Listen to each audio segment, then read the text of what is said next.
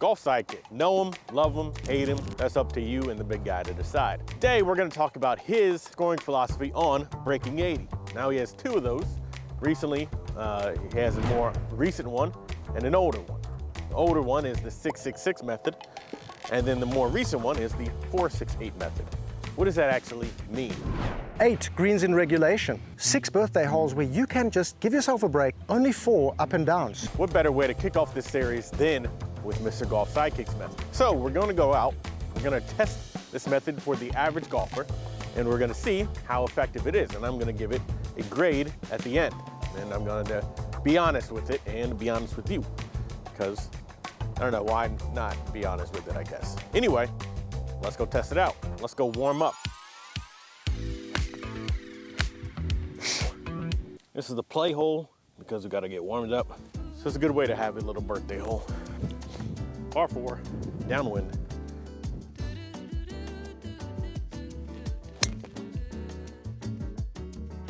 Stay up. It's gonna be near those trees. So we're already in a tough position. We have about 140 yards to the front, but I got this tree in my way. So this is why it's a play hole. You're getting warmed up, you're figuring out where your game is today.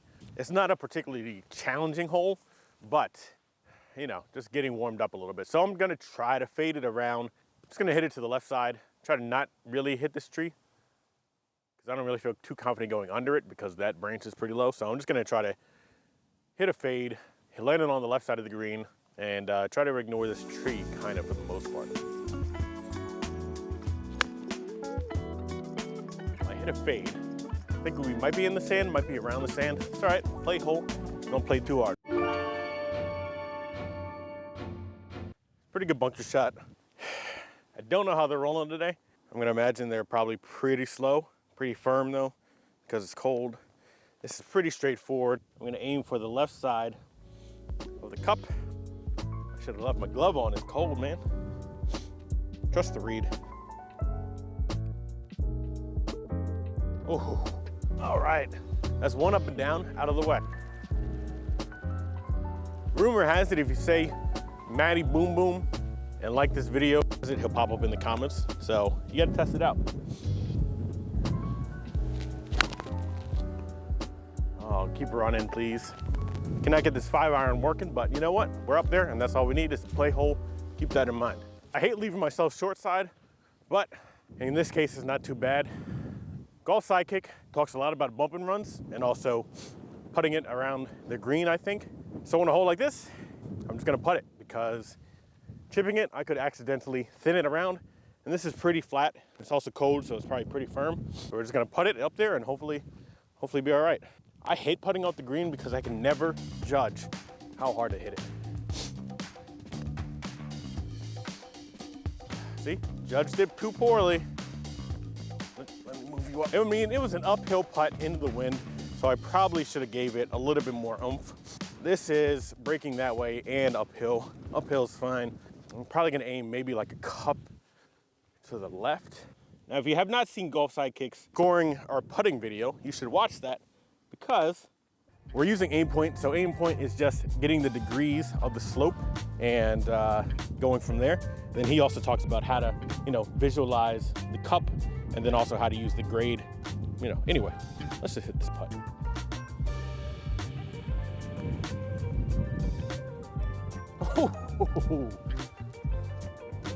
Well, that's 2 up and downs checked off. Par 5, not into the wind, thankfully. So the wind is kind of pretty breezy today. So I got to take that into account into the winds. Like that, for example, that last drive, I only hit like around 220. I'm taking it easy because I don't want to risk anything at the start, but still.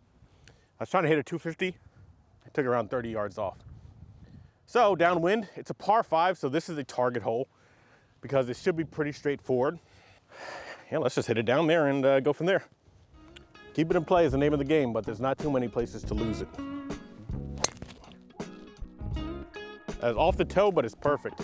I asked this before, would you rather have a round where you make awful contact but score well, or have a round where you are making perfect contact but not scoring well?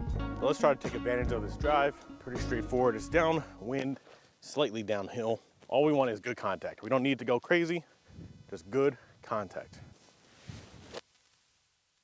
come back. It wasn't great contact, but pretty good result. Once again, no good contact, good results. I'm gonna bump and run this. If I was a little bit more aggressive, maybe I could have landed it on the green, had an eagle chance, but remember, we're not trying to be aggressive even on these go holes. We're just trying to keep it safe, keep it in play, and make a par. So, as long as we don't do anything crazy here, we should be able to make a simple par. You got 3 chances, hit a bump and run.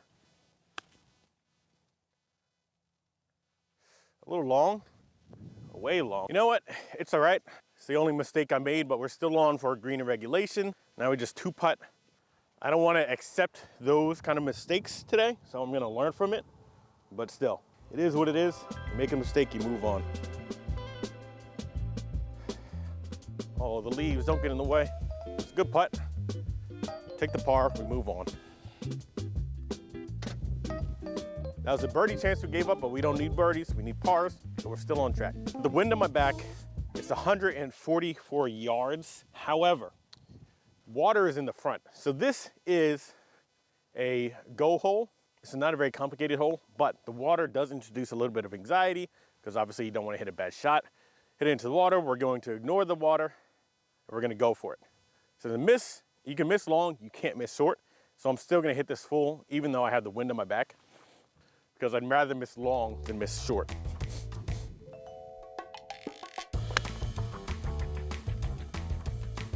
They're fine, we missed left.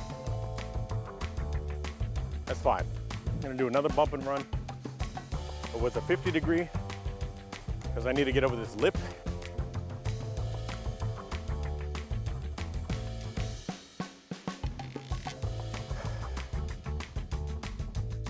It's pretty good. It ran a little bit more than I thought it would, but still pretty.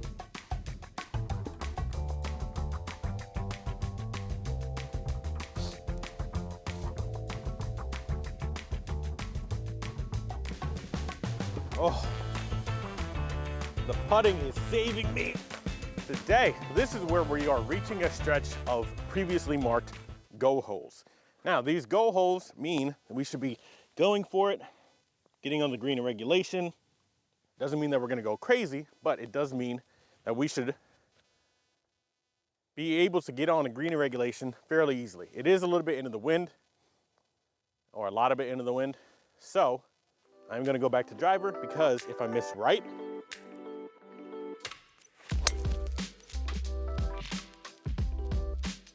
we got a little bit closer than I would like to this stuff, but you know what? It's safe, and that's all that matters. Now I got a wedge in my hand. Remember, I'm gonna try to be a little bit more aggressive than what I typically do, because I've been leaving it short a lot of times. So just confidence, 100% commitment, aim for the middle of the green, and go from there. G-O-T-G, G-O-T-G, G-O-G-I-O-T-G, get, as Sidekick says.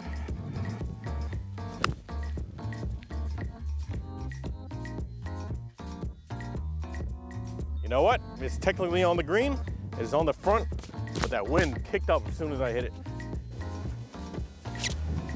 Oh, don't tell me I wasn't recording. All right, takeaway from that last hole, don't leave it short when you're putting it long. If anything, consistency, putt a foot past the hole. All right, mental, made a note of it. This is another hole into the wind. This is a go hole, so it's not that long, but it is into the cold wind today, which makes it much more difficult. So, but we're gonna keep the driver swinging, not swinging too hard, keep it around 250.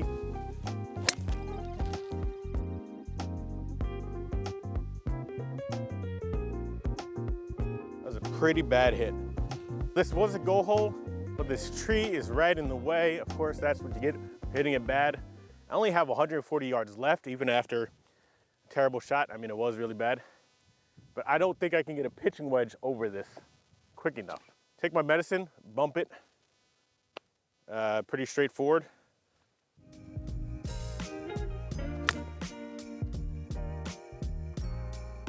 That is fine. 55 yards, get it on the green. I don't need to go pin hunting just because I mentioned that this was a go hole. Doesn't mean I need to try to go recover for it. All I want to do is get it on the green and not have any blow up holes. When you hit a bad shot, the key is don't blow up. 50 yards.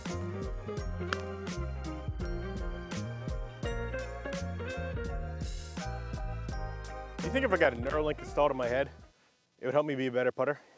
I mean, I'm never gonna do it because that's insane. But I mean, like one day there's gonna be a golfer that gets a Neuralink installed in their head and then, you know, they're putting off the charts and everyone is like, ah, that's the Neuralink.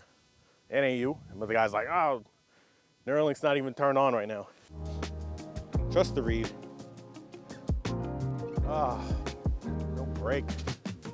Give myself a long putt afterwards. Those are good strokes, but just wrong pace. The pace control has been all right recently, but obviously not there. It is what it is. It's only 145 to the middle, but it's into the wind, and I don't know how much the wind is really going to be kind of influencing things in this little alcove, but I'm gonna hit a 9 anyway.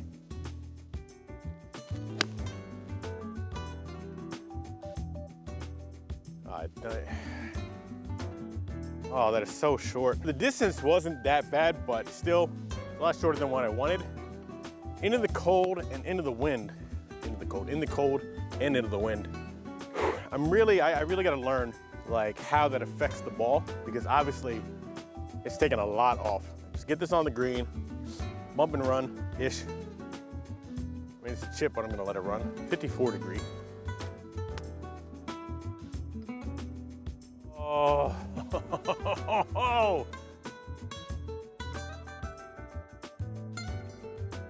I'm gonna pull out the 3-wood here. It's a par 5. This is another go hole. Like I said, there's a stretch of goes here. Par 5s, they shouldn't be too bad. This one, it's a slight complication because I don't remember, but I think there's just a split fairway, and I think it's just rough, but I don't wanna make sure that it's like, you know, water or anything like that, so I'm not pulling out the driver. We're just gonna take it in a 3-shot way and kind of go from there. Perfect. Still have over 300 yards. This lie isn't too bad, but I'm not going to like pull out my 3-wood and hit it down there, because what Golf Sidekick always talks about, hit it 9 times out of 10. Can you hit that shot? I think I could probably hit a 3-wood off the deck 7 times out of 10, but it's not gonna make too much of a difference. So I'm gonna hit a 6-iron out there and just have a 3rd shot on.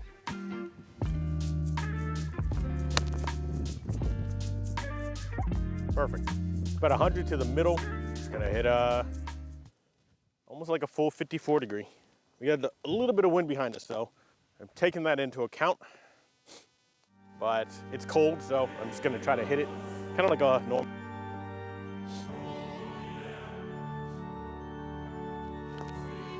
Oh, so low. Sit. Come on. What is going on my wedges, man? When trying to break 80, there is no excuse for having a wedge in your hand and missing the green. It's just bad, right? So it's just on me. There's no excuse. You just got to get better. Into the wind, so the wind should help out since it's down. Oh, once again, no excuse.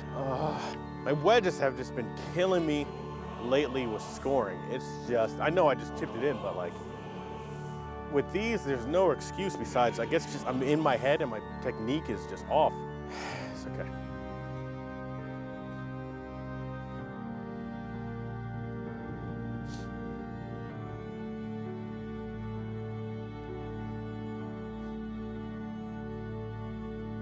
Yeah, you almost had an eagle chance on the last par 5, and now you were making a blow-up hole out of this for no reason. You had 2 great shots, and then the wedges just killed you.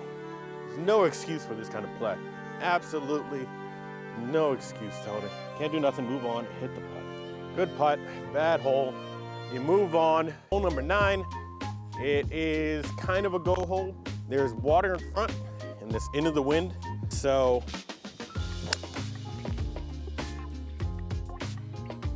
should be fine. Kept it low, straightforward, pitching wedge. It's into the wind, so I'm gonna hit this full.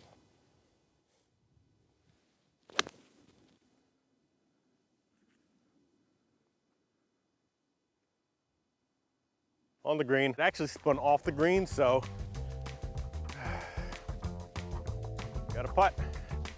Doesn't change what we gotta do, changes the distance we gotta do it. Don't leave it short again. Good putt. Good putt. Let's stop that in, walk away, par, and we're happy.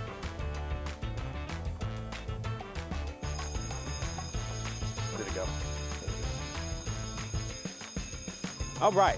Now, unfortunately, I did not get to record 18 holes. During this attempt, I got a 2-year-old. So that's reality. However, I did get a good feel for this method and I did test it out before, not on camera. So I'm gonna give it a grade. So let's give it a grade for the average golfer. So the first thing to give it a grade is for planning. I think for planning, I'd probably give it an A because you are going to be looking at the round of golf before you actually play the round of golf. And I think by planning your target holes and the holes that are a little bit more challenging, that you're gonna have a little bit of a birthday hole, well, then you don't go into each hole thinking about, all right, what do I need to do? Because you already have established beforehand, all right, this is what I'm gonna do on this hole. So I think for the average golfer, that is something that you really wanna take away from this and probably implement into your own game. Even if you're not breaking 80, even if you're trying to break 100, I'm probably gonna start doing that a little bit more just because it helps you compartmentalize the entire round a little bit easier. And I think the difficulty of it, I would probably rate that like an A, maybe an A minus, right? For the fact that if you're trying to break 80, these are probably stats that you should be getting and they're not that hard. And you don't really need to know anything to implement this strategy. It's just you're playing your own game, you are playing golf your own way. It's not aiming at the pin in this location. It's not within 125, try to land it within 6 yards. It's just get 8 green regulations, which is challenging. That's maybe why it gets down to an A minus.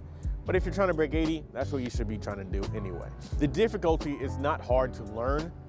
It's just using your own game to score the same way that you normally would while choosing about 4 holes or 6 holes that are, you know, a little bit more target relaxed holes. His other methods, such as aiming and putting, I would say, and chipping. Now, of course, I'll separate those. I would say for aiming, the aiming is like an A, I guess. It's not really complicated. You just imagine 2 field goals and kind of aim from there. Not that hard to remember. For the putting, also, I think that's something that most people should try to implement because aim point is pretty easy.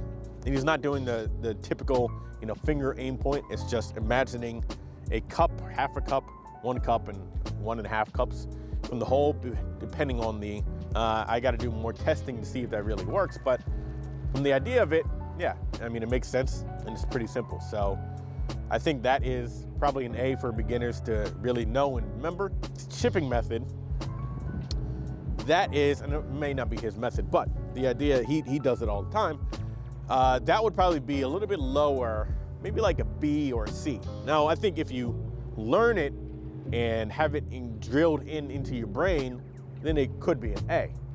However, if you don't drill it in and really practice it and learn the basics of it, well, then it's probably gonna be a little bit tougher because you gotta remember, well, what is, you know, the equation to figure out what club do I hit here, and then where's my landing point, and so forth and so forth.